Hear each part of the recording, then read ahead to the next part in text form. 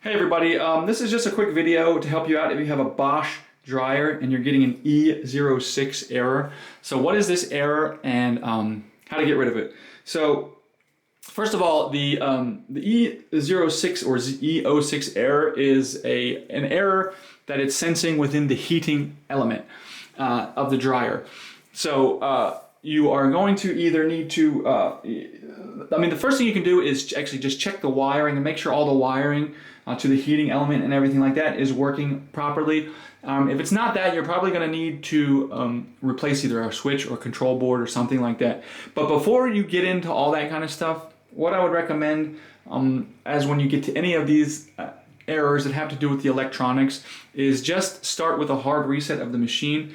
So that's turn it off and disconnect it from power completely, either by unplugging it from the wall or by turning it off at the circuit, leaving it disconnected for a whole minute and then reconnecting it. And seeing if just the hard reset just gets rid of the error. Because if it doesn't, this is the kind of error where you're really going to need a professional to come out and take a look at what's going on. So anyways, I hope this video helped you. Thanks a lot for watching. Have a great day.